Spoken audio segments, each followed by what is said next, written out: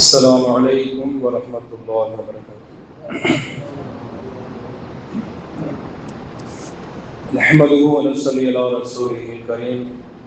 أما بعد فقد قال الله سبحانه وتعالى في القرآن العظيم والفرقان المجيد: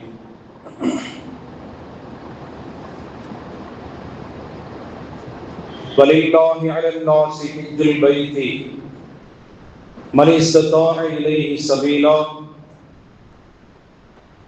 ومن كفر فإن الله غني عن العالمين. وقال نبينا عليه الصلاة والسلام: الحجاج والعمار وفد الله، أو كما قال عليه الصلاة والسلام.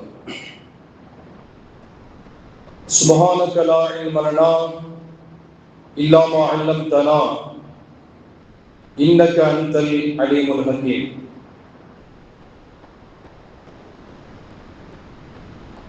சர்வ புகழும் புகழ்ச்சியும் நம்மையெல்லாம் படைத்து வளர்த்து பாதுகாக்கிற ஏக இறைவனாகிய அல்லாஹ் ஜல்ல ஷானு தஆலா ஒருவனையே சார்ந்தார். ஸலவாத்தும் ஸலாமும் நமது உயிரினும் மேலான கண்மணி நாயகம் ஸல்லல்லாஹு அலைஹி வஸல்லம் அன்னவர்கள் மீதும்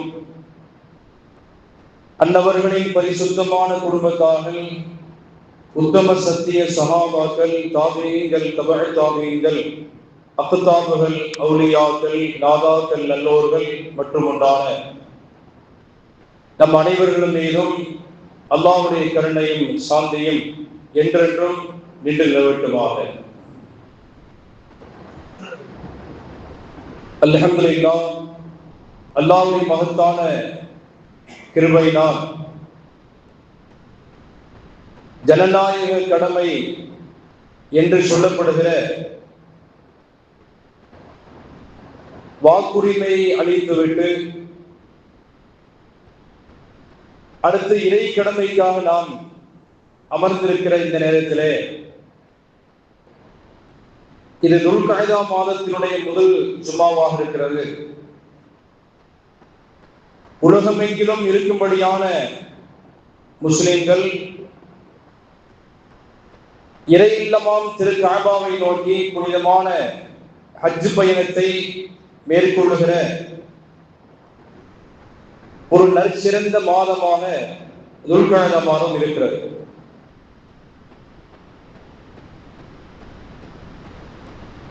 நாம் அனைவருக்கும் அல்லாஹ் சுப்ஹானஹு வ தஆலா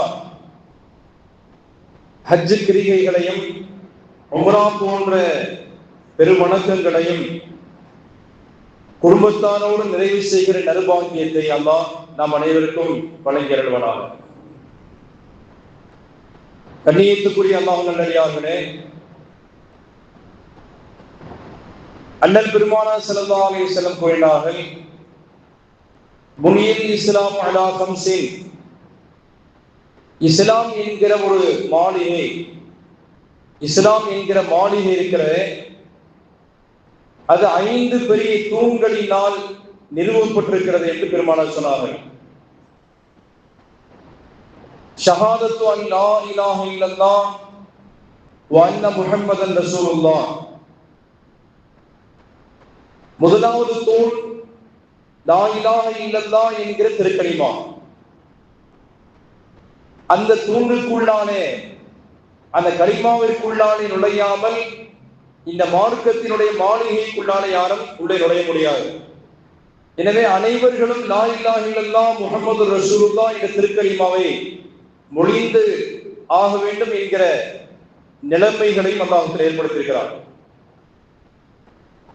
இரண்டாவதாக வைஃபாமி ஸலா, தொழுகையை நிறைவேற்றுவது என்று பெருமானார் சொன்னார்கள். மூன்றாவதாக வைஃபாஇ ஸகாத்தி, வசதி வாய்ப்புகள் இருக்குமேயானால் அவர் வருடத்திற்கு ஒரு முறை தன்னுடைய பொருளாதாரத்திற்காக வேண்டி கணக்கு பார்த்து ஜகாத்தை கொடுப்பது, இது மூன்றாவது கடமை. வஸ்ஸௌமி ஃபீ ஷஹ்ரி ரமலான், ரமலான் மாதத்திலே நோன்பு நோற்பது, இது 4வது கடமை. வஹஜ்ஜ பைத்தில்லாஹில் ஹரம், சங்கை மிகுந்த அல்லாஹ்வுடைய ஆலயமாக இருக்கும்படியான மக்கமா நகரத்திலே உள்ள அந்த பழமை வாய்ந்த ஆலயத்துக்கு சென்று இறுதி கடமையாக இருக்கும்படியான ஹஜ்ஜை நிறைவேற்றுவது. நபி ஸல்லல்லாஹு அலைஹி வஸல்லம் இந்த 5 தூண்களை கொண்டுதான் இஸ்லாம் என்கிற மாளிகை நிறுவப்பட்டிருக்கிறது என்று பெருமானார் சொன்னார்கள். ஃபமன் அகாமஹா ஃபகத் அகாமத்தீன், இந்த 5ஐயும் ஒருத்தர் நிலைபெற செய்வாரேயானால் அகாமத்தீன், அவர் மார்க்கத்தை நிறுத்தி விட்டிருக்கிறார் என்று அர்த்தம். வமன் தரக்கஹா ஃபகத் ஹரமத்தீன், இந்த 5ஐயும் அதற்குரிய கடமை வருகிற வேளையிலே ஒருத்தர் நிறைவு செய்யலைன்னு சொன்னால் அவர் மார்க்கத்தினுடைய அந்த தூணை இடித்து விட்டார் என்று பெருமானார் சொன்னார்கள். பொதுவா ஒரு கட்டிடம் கட்டுகிறோம் என்று சொன்னால் பிரம்மாண்டமான ராட்சத கட்டிடங்கள் கட்டப்படுகிற வேளையிலே உள்ளுக்குள்ளாலே அல்லது செவறுகளுக்குள்ளாலே சில தூண்களை, சில பீமுகளை கொடுத்து நாம் கட்டுகிறோம்.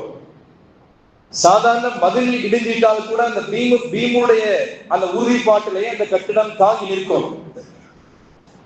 கட்டிடத்தை மேலே உள்ள கட்டிடத்தை கட்டுவதானால் அந்த பீமுக்கு நேராக மதிலை வைத்து கட்டுகிற வேளையிலே மேலே உள்ள கட்டிடங்களும் தாங்கிக் கொள்ளும். இடையில பீம் இல்லாத இடத்திலே புதிதாக ஒரு கட்டிடத்தை கட்டுவார் என்று சொன்னால் அப்ப என்ஜினியர் சொல்லிடுவார் இந்த கட்டிடம் தாங்காது.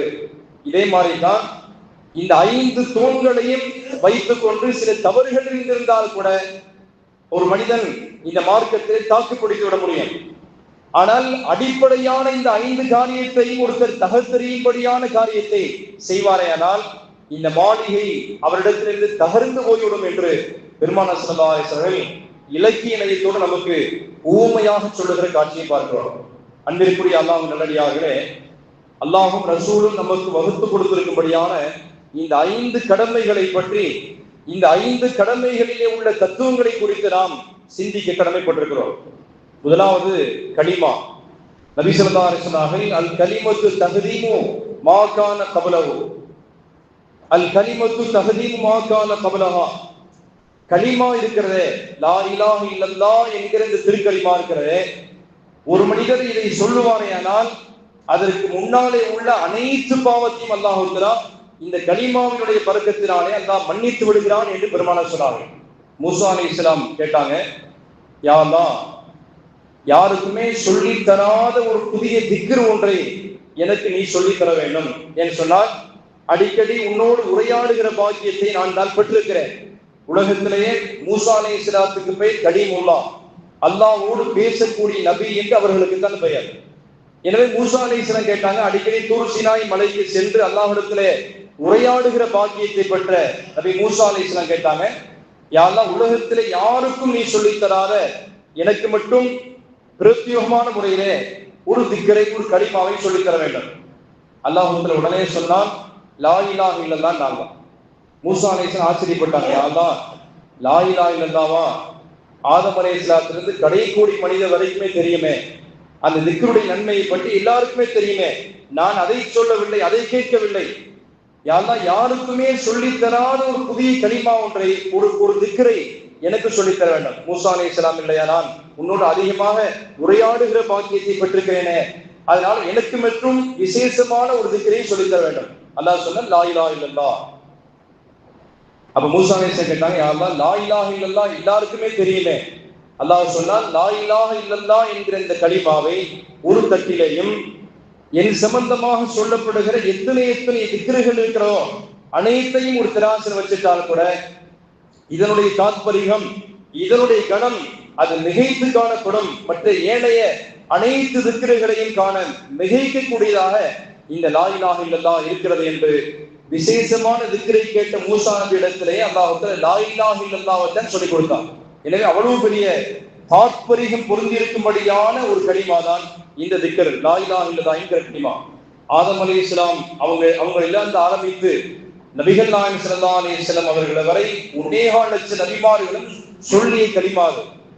ஒவ்வொரு நபிமார்களுடைய உம்மத்தும் அதை கலிமாவுடைய முந்தைய பகுதியை சொல்லியாக வேண்டும். உதாரணமாக மூசா அலைஹிஸ்ஸலாமின் உம்மத்துகள் லா இலாஹ இல்லல்லாஹ் மூசா ரசூலுல்லாஹ் அப்படின்னு சொல்ல வேண்டும். நபிகள் நாயகம் ஸல்லல்லாஹு அலைஹி வஸல்லம் இந்த உம்மத்து லா இலாஹ இல்லல்லாஹ் முஹம்மது ரசூலுல்லாஹ் என்று கலிமாவை மொழிந்தாக வேண்டும். இப்ராஹிம் அலைஹிஸ்ஸலாம் அவர்களை பின்பற்றியவர்கள் லா இலாஹ இல்லல்லாஹ் இப்ராஹிம் கலீலுல்லாஹ் என்று சொல்லியாக வேண்டும். நபிகள் நாயகம் ஸல்லல்லாஹு அலைஹி வஸல்லம் இடத்தில் கேட்கப்பட்டது, யார் சொல்ல தாங்கள் எப்படி ஈமான் கொண்டீங்க? பெருமானார் சொன்னார்கள், லா இலாஹ இல்லல்லாஹ் இன்னி ரசூலுல்லாஹ். நபி ஸல்லல்லாஹு அலைஹி சொன்னார்கள், அல்லாஹ்வை தவிர வணங்குவதற்கு யாரும் இல்லை, தகுதியானவன் யாரும் இல்லை, அவனேதான் கடவுளாக இருக்கிறான். இன்னி ரசூலுல்லாஹ், நிச்சயமாக நான் தான் அல்லாஹ்வுடைய தூதர் என்று பெருமானார் அவர்கள் கலிமா மொழிந்திருக்கிறார்கள் என்பதை ஹதீஸ் கிரந்தங்களில் பார்க்கிறோம். எல்லாருக்குமான மொழியை கூடி லா இலாஹ இல்லல்லாஹ் முஹம்மது ரசூலுல்லாஹ் என்ற கலிமா அல்ல பெருமானாருக்கு. லா இலாஹ இல்லல்லாஹ் அன்னி ரசூலுல்லாஹ், நானே தான் அல்லாஹ்வுடைய ரசூல் என்று பெருமானார் ஸல்லல்லாஹு அலைஹி வஸல்லம் தனக்குத்தானே ஈமான் கொண்டாக வேண்டும் என்பதையும் பெருமானார் ஸல்லல்லாஹு அலைஹி வஸல்லம் சொன்ன ஹதீஸுகள் கிரந்தங்களில் பதிவு செய்யப்பட்டிருக்கிறது. இந்த கலிமாவுடைய தாத்பரியம் இருக்கிற 5 கடமைகளையும் மூமின்களுக்கு அல்லாஹ் தஆலா அந்த செயல்பாடுகளுக்குள்ளாலே கொண்டு வந்ததனுடைய நோக்கம் என்னன்னு சொன்னால், மனிதர்களை பரிசுத்தப்படுத்துவதுதான் அதற்கான நோக்கமாக இருக்கிறது. நபிகள் நாயகம் ஸல்லல்லாஹு அலைஹி வஸல்லம் சபை அது.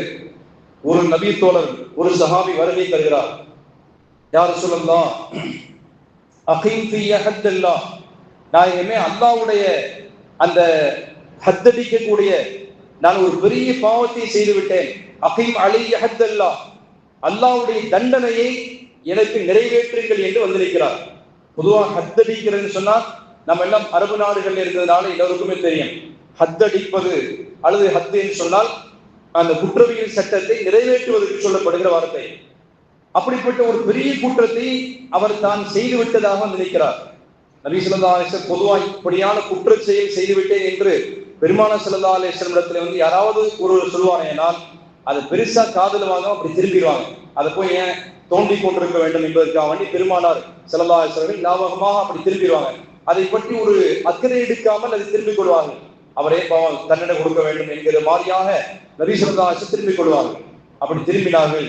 அந்த சஹாபி மறுபடியும் வந்து கேட்டார்கள், யார் ரசூலல்லாஹ் இன்னி அஸ்ஸபுத்து தன்பன், நான் ஒரு பெரிய பாவத்தை செஞ்சிட்டேன். அகீம் ஃபீ ஹத்தல்லாஹ், என் மீது அல்லாஹ்வுடைய ஹத்தை, அல்லாஹ்வுடைய அந்த குற்றவியல் தண்டனையை நிறைவேற்றுங்கள் நாயகமே என்று வந்து நிற்கிறார். ஒரு சின்ன சின்ன பாவமாக இருக்குமேனால் நீங்கள் அல்லாஹ்விடத்தை தௌபா செஞ்சிருங்க அப்படின்னு பெருமானார் சொல்லியிருப்பார்கள். குற்றவியல் தண்டனை நிறைவேற்றப்படுகிற அளவுக்கு பெரிய பாவத்தை அவர் செய்து விட்டு வந்து நிற்கிறார். பெருமானார் ஸல்லல்லாஹு அலைஹி வஸல்லம் இப்படி பேசிக் கொண்டிருக்கிற வேளையிலே அஸ்ர் தொழுகைக்கு இகாமத்து சொல்லப்பட்டது. அந்த சஹாபி அந்த தொழுகையை கலந்து கொண்டார். தொழுகையை கலந்த பின்னாலே திரும்ப வந்து அந்த சஹாபி நிற்கிறார், நாயகமே அகீம் ஃபீ ஹத்தல்லாஹ் இன்னி அஸ்ஸபுத்து தன்பன், நான் ஒரு பெரிய பாவத்தை செய்துவிட்டிருக்கிறேன் யார் சொல்லலாம், என் மீது நீங்கள் குற்றவியல் தண்டனையை நிறைவேற்றுங்கள் என்று சொன்ன பொழுது பெருமானார் சொன்னார்கள், இப்பொழுது அஸ்ர் தொழுகை இகாமத்து சொல்லப்பட்டதே, நீங்க தொழுதீங்களா அப்படின்னு கேட்டாங்க. சொல்லலாம் ஜமாத்தோடு தொழுதீங்களா? யார் சொல்லலாம் நான் தொழுதுட்டேன், தாங்களுக்கு பின்னாலே நின்று தொழுதேன் என்று அந்த சஹாபி சொன்னார். பெருமானார் ஸல்லல்லாஹு அலைஹி வஸல்லம் நீங்கள் தொழுத தொழுகையினுடைய பரக்கத்தினாலே நீங்கள் செய்த குற்றத்தை அல்லாஹ் மன்னிச்சுட்டான் என்று பெருமானார் சொன்னார். அப்ப இந்த தொழுகை இருக்கிறதே, கலிமா என்பதும் தொழுகை என்பதும் நோன்பு என்பதும் ஜகாத் என்பதும் ஹஜ் என்பதும் ஒரு மனிதனுடைய பாவங்களை எல்லாம் கழுவி அவனை பரிசுத்தப்படுத்துகிற ஒரு வாய்ப்பை இது போன்ற இபாதத்துகளுக்குள்ளாலே வைத்திருக்கிறான் என்பதை பெருமானார் ஸல்லல்லாஹு அலைஹி வஸல்லம் நமக்கு சுட்டி காட்டுகிற காட்சியை பார்க்கிறோம். நபிகள் நாயகம் ஸல்லல்லாஹு அலைஹி வஸல்லம் காலத்துல தஹியத்துல் கலவி அப்படின்னு ஒரு சஹாபி, ரொம்ப அழகான சஹாபி. இந்த அளவுக்கு என்று சொன்னால் ஹதீஸ்களில் இடம்பெற்றிருக்கிறது. சில வேளைகளில் ஜிப்ரீல் அலைஹிஸ்ஸலாம் அவர்கள் கூட அந்த தஹியத்துல் கலவி ரலியல்லாஹு தஆலாவுடைய உருவெடுத்துதான், அவருடைய உருவத்துக்கு மாறித்தான் ஜிப்ரீல் அலைஹிஸ்ஸலாம் அவர்கள் பெருமானாரை சந்திக்க வருவார்கள். அவ்வளவு பெரிய அழகான சஹாபி மதீனாவிலே. இவர் தீனுல் இஸ்லாத்தை ஏற்றுக்கொள்வது என்பதாக நிறைய பெரிய பாவத்தை செய்திருந்தார். அவர் ஒரு வியாபாரி, கிராமங்களிலே நிறைய சரக்குகளை எல்லாம் பெற்றுக்கொண்டு மதீனாவுடைய சில சந்தைகளிலே அவர் சரக்குகளை விரித்து மக்களுக்கு மத்தியிலே கூறி விற்பனை செய்வார். நான் புதிதாக சரக்குகளை எல்லாம் எடுத்து வந்திருக்கிறேன், வாங்கி கொள்ளுங்கள் என்று சொல்லுகிற அந்த நபித்தோழர் தீனுல் இஸ்லாத்தை ஏற்றுக்கொள்வதற்கு முன்பதாக வியாபாரியா இருந்தார். ஒரு சில குற்றத்தை செய்து பாவியாகவும் அவர் இருந்தார். அப்ப அவர் மீது ஒரு சஹாபாக்களுக்கு ஒரு வெறுப்புணர்வு இருந்தது, இவர் பெரிய பாவி அப்படிங்கிற மாதிரி நினைச்சிருந்தார். அவருக்கு அல்லாஹுத்தாலா உள்ளத்திலே இந்த தீனுக்கான மாற்றத்தை போட்டான். ஒரு நாள் அல்லாஹுத்தாலா வஹீயிலே பெருமானாரிடத்திலே சொன்னான், யார சொல்லலாம் நாயகமே, இப்பொழுது தஹியத்துல் கலபி அவர் பள்ளிவாசலுக்குள்ளாலே வர இருக்கிறார். அவர் மீது சஹாபாக்கள் கொஞ்சம் வெறுப்புணர்வில் இருக்கிறார்கள். அவர் கொஞ்சம் குற்ற செயல்களில் ஈடுபட்டதுனால அவர் மீது சில வெறுப்புணர்வோடு சஹாபாக்கள் இருக்கிறார்கள். எனவே அதை நீக்கக்கூடிய வகையிலே தாங்கள் அவரை கண்ணியப்படுத்தி அமர்த்துங்கள் என்று அல்லாஹ் சொன்னார். அது போன்று அதிகாலை சுபுஹ் தொழுகையிலே அவர் உள்ளே நுழைகிறார். ஃபஜ்ர் எல்லாம் முடிஞ்ச பின்னால அவர் வருகை தருகிறார். சஹாபாக்கள் இவரா அப்படிங்கிற மாதிரி கொஞ்சம் சற்று ஏளன பார்வையில் பார்க்கிறார். இவர் ஒரு பெரிய குற்றவாளியாச்சே அப்படிங்கிற மாதிரி அவருடைய தவறுகள், முன்னாலே செய்திருக்கும்படியான தவறுகள் எல்லாம் சஹாபாக்களுடைய கண்ணிலே வந்து போகிறது. இப்ப நபி ஸல்லல்லாஹு அலைஹி வஸல்லம் அவருடைய வருகை தந்ததுக்காக வேண்டி தன்னுடைய மேலே போர்த்திருந்த சால்வையை அங்கிருந்து சஹாபாக்களுடைய கையில் கொடுத்து அனுப்பி அங்கே விரித்து அவரை அமர செய்யுங்கள் என்று பெருமானார் சொன்னார்கள். அந்த சபையில சில உபதேசத்தை பெருமானார் ஸல்லல்லாஹு அலைஹி வஸல்லம் செய்துவிட்டு சபை கிடைக்கிற நேரத்துல அந்த சஹாபி பெருமானார் ஸல்லல்லாஹு அலைஹி வஸல்லுடைய கையை பிடித்து அஷ்ஹது அன் லா இலாஹ இல்லல்லாஹ் என்று கலிமாவை முடிந்தார். முடிந்த பின்னாலே அவர் அந்த சஹாபி கேட்டார், நாயகமே இந்த கலிமா சொல்லிட்டேனே, எல்லா பாவத்தையும் அல்லாஹ்வுத்தாலா மன்னிப்பானான்னு கேட்டார். பெருமானார் சொன்னார்கள், அல் கலிமத்து தஹதீமு மா கான கபலஹா, நீங்கள் சொன்ன அந்த லா இலாஹ இல்லல்லாஹ் என்ற திருக்கலிமா இருக்கிறதே, இது நீங்கள் முன்னால் செய்திருக்கும்படியான அனைத்து குற்றங்களையும் அல்லாஹ்வுத்தாலா இந்த பரக்கத்தினாலே மன்னித்திடுவான் என்று பெருமானார் சொன்னார்கள். கலிமா சொன்னது பின்னாலே அந்த சஹாபி ஆனந்தம் அடையாமல் திரும்ப தேம்பி அழுகிறார். யார சொல்லுதா, என்னுடைய கையினாலேயே எத்தனையோ பெண் குழந்தைகளை நான் கொலை செய்திருக்கிறேன், இப்படிப்பட்ட பெரும் குற்றவாளியாக நான் இருக்கிறேன் என்று சொன்ன பொழுது நபிகள் பெருமானார் ஸல்லல்லாஹு அலைஹி வஸல்லம் அவர்கள் சற்று நேரத்திலே ஆடி போயிட்டார். இவ்வளவு பெரிய குற்றவாளியா? திரும்ப அல்லாஹ் தஆலாவிடத்திலே நபி ஸல்லல்லாஹு அலைஹி வஸல்லம் கேட்டாங்க. அல்லாஹ் சொன்னான், அவர் செய்த எல்லா குற்றத்தையும் நான் மன்னிக்கிறேன்.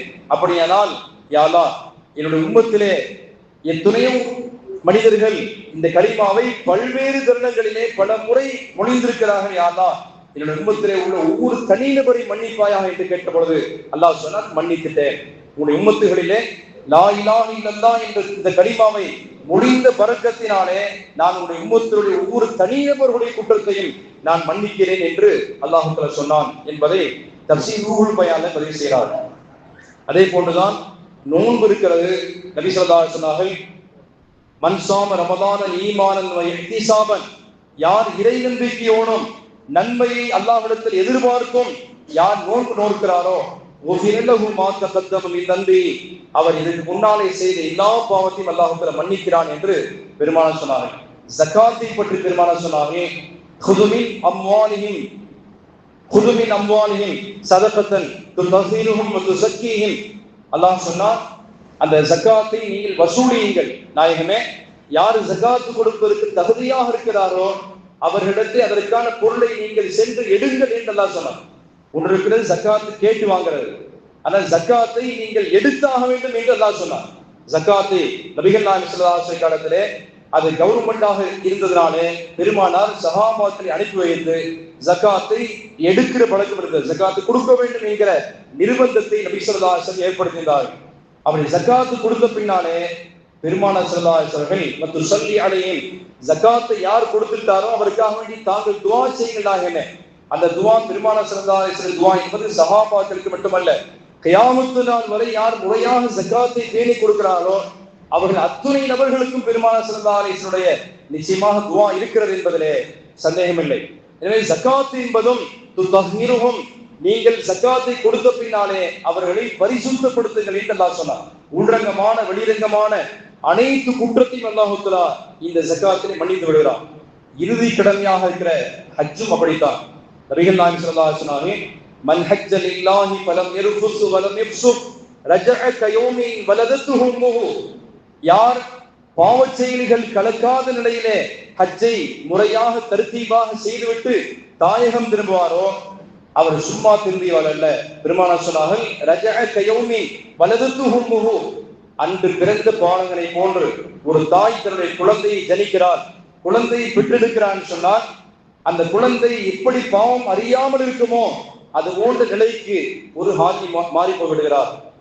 எனவே இந்த ஹஜ்ஜை தவிர்த்துள்ள மற்ற அனைத்து நன்மைகளையும், அனைத்து காரியத்திலுமே கலிமா, அது போன்று தொழுகை, நோன்பு, ஜகாத், இந்த அனைத்திலேயுமே சில பாவங்களை அல்லாஹ் தஆலா மனித உரிமைகளை மீறல் செய்திருக்கும்படியான சில பாவங்களை அல்லாஹ் தஆலா வைத்து இருக்கிறார். நபி ஸல்லல்லாஹு அலைஹி வஸல்லம் அவர்கள் இந்த ஹஜ்ஜுக்கு வந்த பின்னாலே கூட மனித உரிமைகள் மீறல் சம்பந்தமான பாவத்தோடு ஒரு ஹாஜி சொந்த ஊருக்கு திரும்புவாரேயானால் பிறகு ஒரு ஹஜ்ஜு செய்து எந்த புண்ணியம் இல்லைங்கிறதுனால ரசூல் ஸல்லல்லாஹு அலைஹி வஸல்லம் மக்காவில் வைத்து அல்லாஹ்விடத்திலே பிரார்த்தித்தார்கள், யா அல்லாஹ், பல்வேறு உலக நாடுகளில் எல்லாம் ஹஜ்ஜுக்கு வருவாங்க, அவருடைய பாவங்கள் அனைத்தும் மனித உரிமைகளில் மீறல் செய்திருந்தாலும் ரப்பே அவர்களை மன்னிப்பாயாக என்று கேட்டார். வேற எந்த ஒரு நன்மைக்குமே மனித உரிமைகளில் மீறல் செய்வாரேனால் அதை தவிர அவரிடத்திலே குற்றம், இந்த மாதிரி நான் உங்களுக்கு சில தவறுகளை செய்திருந்தேன் என்று அந்த சம்பந்தப்பட்ட நபரோடு சேர்ந்து பேசி சமாதானமாகாமல் அல்லாஹ் மன்னிக்க மாட்டான் என்பதுதான் மற்ற அனைத்து அமல்களுக்கும், அது கலிமாவோ அல்லது ஜகாத்தோ அல்லது சதக்காவோ அல்லது நோன்போ இன்ன பிற அமல்களோ. ஆனால் இந்த ஹஜ் இருக்கிற மனித உரிமைகளில் மீறல் செய்திருந்தாலும் அல்லாஹ் தஆலா மன்னிக்கிறான் என்று பெருமானார் சொன்னார். நான் மக்காவிலே பிரார்த்தனை செய்தேன், அல்லாஹ் தஆலா அந்த மனித உரிமைகளில் செய்த மீறல்களை மன்னிக்க மாட்டேன் என்று சொன்னார். திரும்ப துல்ஹஜ் பிறை 8 அன்று நான் மினாவிலே தங்கியிருந்தேன். ஹஜ்ஜுக்காக வேண்டி எல்லா ஹாஜிகளும் மினாவிலே இரவு தங்க வேண்டுமே, அந்த பகல் தங்க வேண்டுமே. துல்ஹஜ் பிறை 8 அன்று எல்லா ஹாஜிகளும் புறப்பட்டிருந்தார்கள். பெருமானார் அந்த மினாவிலே வைத்து அல்லாஹ்விடத்திலே மன்றாடி பிரார்த்தித்தார்கள். நான் அல்லாஹ்விடத்திலே கேட்டேன், அல்லாஹ் மன்னிக்கல, அந்த மனித உரிமைகள் அனைத்து பாவத்தையும் மன்னிக்கிறேன், மனித உரிமைகள் செய்திருக்கும்படியான மீறல்களை மட்டும் மன்னிக்க மாட்டேன் அல்லாஹ் சொன்னார். பிறகு அன்று இரவு மறுநாள் காலையிலே அரபாவிலே தங்கியிருந்தேன். அப்பொழுதும் அல்லாஹ்விடத்திலே மன்னிப்பதற்காக பிரார்த்தனை செய்தேன், யா அல்லாஹ், எத்தனையோ பல நாடுகளில் எல்லாம் என்ற உம்மத்துகளிலே பலர்கள் எந்த இடத்துக்கு புனிதமான பூமிக்கு வருவார்கள், அவர்கள் திரும்ப செல்லுகிற வேளையிலே எந்த ஒரு குற்றம் இல்லாமல் பாவம் இல்லாமல் திரும்ப செல்ல வேண்டும் யா அல்லாஹ் என்று சொன்ன பொழுது எல்லா பாவத்தையும் மன்னிக்கிறேன், ஆனால் மனித உரிமைகளில் செய்த மீறல்களை மன்னிக்க மாட்டேன் என்று அல்லாஹ் சொன்னார். அடுத்தபடியாக பெருமானார் ஸல்லல்லாஹு அலைஹி வஸல்லம் துல்ஹஜ் பிறை 9 அன்று முஸ்தலிஃபாவில் இரவு தங்குகிறார். கண்ணீர் விட்டு கதறி அல்லாஹ்விடத்திலே மன்றாடி பிரார்த்தனை செய்தார்கள், யா அல்லாஹ், அந்த மனித உரிமைகளில் செய்திருக்கும்படியான பாவத்தை மன்னிப்பாயாக. அல்லாஹ் தஆலா அங்கேதான் ஏற்றுக்கொண்டான் என்று பெருமானார் சொன்னார். மனித உரிமைகளில் செய்யக்கூடிய எந்த ஒரு குற்றத்தையும் குற்றவியல் செயல்களையும் எந்த ஒரு இபாதத்தின் மூலியமாகவும் அல்லாஹ் தஆலா மன்னிப்பதில்லை. ஆனால் ஹஜ் செய்த ஹாஜிக்கு மட்டும் ஸ்பெஷலாக விசேஷமான முறையில் அவர் திரும்ப ஊர் செல்லுகிற வேளையிலே பச்சிலம் பாலகனை போன்று திரும்ப வேண்டும் என்கிற அந்த ஒரு தன்மைக்காக வேண்டிய அல்லாஹ் தஆலா முஸ்தலிஃபாவிலே வைத்து அல்லாஹ் தஆலா மன்னித்தான் என்று பெருமானார் ஸல்லல்லாஹு அலைஹி வஸல்லம் மன்னிப்பை அல்லாஹ் வழங்காமல் விடமாட்டேன் என்கிற அளவுக்கு பெருமானார் ஸல்லல்லாஹு அலைஹி வஸல்லம் அல்லாஹ்விடத்திலே இதற்காக வேண்டி திரும்ப திரும்ப திரும்ப அல்லாஹ்விடத்தை மன்றாடினார்கள். எனவே அல்லாஹ் தஆலா மன்னித்தான். எனவே ஹஜ் என்பது இருக்கிறது, வேற எந்த ஒரு அமலுக்கும் இப்படி பெருமானார் சொல்லாத ஒரு வார்த்தையை சொன்னார்கள். அன்று பிறந்த பாலகனை போன்று என்ற வார்த்தையை வேற எந்த ஒரு இபாதத்துக்கும் நபி ஸல்லல்லாஹு அலைஹி வஸல்லம் சொல்லவே இல்லை, ஹஜ்ஜுக்கு மட்டும்தான் சொல்லியிருக்கிறார். எனவே ஹஜ் என்பது இறுதி கடமை என்று லைன்ல தர்த்தீபில தான் அது கடைசி கடமை. முதலாவது உண்ணாவது கலிமா, இரண்டாவது தொழுகை, மூணாவது நோன்பு, நாலாவது ஜகாத்து, அஞ்சாவது ஹஜ் என்று சிறுபிராயத்திலிருந்து குழந்தைகளுக்கு நாம் சொல்லிக் கொடுத்து கடைசியில கடைசி கடமை சொன்னால் வாழ்க்கையில எல்லா தேவைகளையும் பூர்த்தி செஞ்சு வீடு வாசல்லாம் கட்டி பிசினஸ் எல்லாம் நடத்தி பேரம் பேத்திலாம் பார்த்துட்டு அப்புறம் வீடு வாங்குது அப்படின்னு சொல்றோமே, அந்த கண்டிஷன்ல செய்யப்படுகிற அமல் அதல்ல. இளமையாக இருக்கிற வேளையிலே குடும்பத்தோடு ஹஜ்ஜையும் உம்ராவையும் நிறைவு செய்ய வேண்டும் என்கிற அந்த கட்டாய கடமை யாருக்கு வசதி வாய்ப்புகள் இருக்கிறதோ அவர் இந்த ஹஜ்ஜுடைய அமலை செய்கிறேன்னு சொன்னால் திருமறை குர்ஆன் சொல்கிறது, வலில்லாஹி அலன்னாஸி ஹஜ்ஜுல் பைத்தி மன் இஸ்ததாஅ இலைஹி சபீலா. யாருக்கு மக்கா சென்று ஹஜ்ஜை முடித்து வருகிற அளவுக்கு வழியிலே அவருக்கு வேண்டிய வசதி வாய்ப்புகள் எல்லாம் இருக்கிற, உடல் ஆரோக்கியம் இருக்கிறதோ அவர் இந்த ஹஜ்ஜுடைய கடமையை மறுப்பார் என்று சொன்னால் பமன் கஃபர ஃபைனல்லாஹு கனியுன் அனில் ஆலமீன், அவருடைய தேவை அல்லாஹ்வுக்கு தேவையில்லை, அவரை பற்றி அல்லாஹ்வுக்கு எந்த தேவைகளும் இல்லை என்று அல்லாஹ் சொன்னார். இந்த வார்த்தைக்கு பெருமானார் ஸல்லல்லாஹு அலைஹி வஸல்லம் விளக்கம் சொன்னார்கள். பமன் கஃபர, யாராவது இந்த அமலை செய்யாமல் விட்டுட்டால் என்று சொன்னால் மனஹன்னு சொல்லலாம். மனஹன்னு சொன்னா தடுத்து விட்டார் என்று அர்த்தம். தரக்கன்னு சொன்னால் அவர் இந்த அமலை செய்யாமல் விட்டுட்டார் என்று கூட பெருமானார் சொல்லியிருக்கலாம். ஆனால் அல்லாஹ் தஆலா சொல்கிறார் பமன் கஃபர, அரபியிலே கஃபர் காஃபிர் என்று சொன்னால் என்ன அர்த்தம் என்று எல்லோருக்குமே தெரியும். யார் இதை புறக்கணிக்கிறாரோ அவருக்கு அல்லாஹ் சொல்லுகிற வார்த்தை கஃபர, அவர் இறை நிராகரிப்பாளரா மாறி போயிட்டார் என்ற அளவுக்கு அல்லாஹ் வார்த்தையை பயன்படுத்துகிறார். பெருமானார் சொன்னார்கள், மன் மல்லக்க ஜாதன் அவ் ராஹிலத்தன், யார் ஹஜ் செய்வதற்காக வேண்டி, ஒரு சஹாபாக்கள் கேட்டாங்க, யார சொல்லலாம் மா யூஜிபுல் ஹஜ்ஜ, ஹஜ் எப்பொழுது கடமையாகும் என்று கேட்ட பொழுது நபி ஸல்லல்லாஹு அலைஹி வஸல்லம் ரெண்டைத்தான் காட்டினார். அஸ்ஸாது வர் ராஹிலத்து, இங்கிருந்து மக்காவிற்கு சென்று அங்கே தங்கி உணவு தேவையெல்லாம் பூர்த்தி செய்கிற அளவுக்கு உணவாகவோ அல்லது பணங்காசவோ வைத்திருக்கிறார். அப்படி உணவுக்கு தேவையான பொருளாதாரம் வச்சிருக்கிறார் சொன்னால் அவர் மீது ஹஜ் கடமை. வர் ராஹிலத்து, இங்கிருந்து விமான பயணத்திலே ஏறி அவர் அமர்ந்து அங்கே சென்று இறங்கி ஹஜ்ஜை நிறைவு செஞ்சுட்டு வருகிற அளவுக்கு உடல் ஆரோக்கியமா இருக்கிறார், சாப்பாடு தண்ணிக்கு தேவையான பொருளாதாரத்தை வச்சிருக்கிறார் என்று சொன்னால் வெளிரங்கமான எந்த விதமான தடைகளும் இல்லை, நோயினோடையோ அல்லது வேறு மாதிரியான தடை உத்தரவோ எதுவுமே இல்லாமல் இருக்கிற பட்சத்துல இந்த ரெண்டை மட்டும் அடைந்து கொள்வார் என்றால் அவர் மீது ஹஜ் செய்வது என்பது கட்டாய கடமை என்று பெருமானார் சொன்னார். மன் மல்லக்க ஜாதன் அவ் ராஹிலத்தன், யார் உணவு தேவை பூர்த்தி செய்கிற அளவுக்கு பொருளாதாரத்தை வைத்திருக்கிறார், அவர் ராஹிலத்தன், அவர் வாகனத்திலே சென்று திரும்ப ஊர் வர முடிகிற அளவுக்கு உடல் ஆரோக்கியமா இருக்கிறார் என்று சொன்னால் தபலுஹு இலா பைத்தில்லாஹில் ஹரம், அல்லாஹ்வுடைய ஹரம் ஷரீஃப் வரைக்கும் அவருக்கு செல்லக்கூடிய ஆற்றல் இருக்கும் என்று சொன்னால் வலம் யஹுஜ்ஜ, இப்பவும் அவர் ஹஜ் செய்வதை தள்ளி போட்டுக் கொண்டிருக்கிறார். ஹஜ் செய்யாமல் இருந்தால் நபி ஸல்லல்லாஹு அலைஹி வஸல்லம் ஃபலா அலைஹி அய்யமூத இன்ஷா யஹூதியன் அவ் நஸ்ரானியன், அவர் விரும்பினால் யூதனாக, அல்லாஹ் பாதுகாக்கணும், அவர் விரும்பினால் யஹூதியாக அவ் நஸ்ரானியன் அல்லது நஸ்ராவாக மௌத்தானாலும் எனக்கு பிரச்சனை இல்லை என்று பெருமானார் ஸல்லல்லாஹு அலைஹி வஸல்லம் கடுமையான கண்டனம் சொல்லியிருக்கிறார். அதாவது தீனுக்காக வேண்டி கலிமாவுக்காண்டி ரசூல் ஸல்லல்லாஹு அலைஹி வஸல்லம் இந்த உம்மத்திலே கலிமாவை கொண்டு போய் சேர்ப்பதற்கு எவ்வளவு பெரிய பாடுபட்டார்கள் என்பதை திருக்குர்ஆன் சொல்கிறது. பல அல்லக பாகிஉன் நஃப்ஸக அலா ஆதாரிஹிம் இல்லம் யூமினு பிஹாதல் ஹதீஸ் அஸஃபா, நாயகமே இந்த மக்கள் ஈமான் கொள்ளலங்கிறதுக்காக வேண்டி உங்களை நீங்களே வருத்திக் கொள்கிறீர்களே என்று பெருமானார் பட்ட கஷ்டங்களை எல்லாம் அந்த வசனம் நமக்கு படம் பிடித்து காட்டுகிறது. அப்பேற்பட்ட பெருமானார், நீங்கள் இவ்வளவு வசதி வாய்ப்புகளை பெற்று நிறைய அதற்கான வழிவகைகள் எல்லாம் இருக்கிறது, ஹஜ்ஜுக்கு போயிட்டு வருகிற அளவுக்கு பொருளாதாரம் உடல் ஆரோக்கியம் எல்லாம் இருக்கிறது, இன்னும் ஹஜ் செய்ய வேண்டும் என்கிற நியத்து இல்லைன்னு சொன்னால் நீங்கள் பொருளாதாரத்தை சம்பாதித்து உடல் ஆரோக்கியத்தோடு இருந்து என்ன புண்ணியம், நீங்கள் இறக்கிற பொழுது ஈமான் கேள்விக்குறியாக போய்விடும் என்கிற அளவுக்கு பெருமானார் ஸல்லல்லாஹு அலைஹி வஸல்லம் அவரை யஹூதியாக நஸ்ரானியாக மௌத்தானால் கூட ஃபலா அலைஹி, அவர் மீது எந்த விதமான பிரச்சனையும் இல்லை என்று ரசூல் ஸல்லல்லாஹு அலைஹி வஸல்லம் எச்சரிக்கிறார். சொன்னால் இந்த அமல் எப்பேற்பட்ட அல்லாஹ்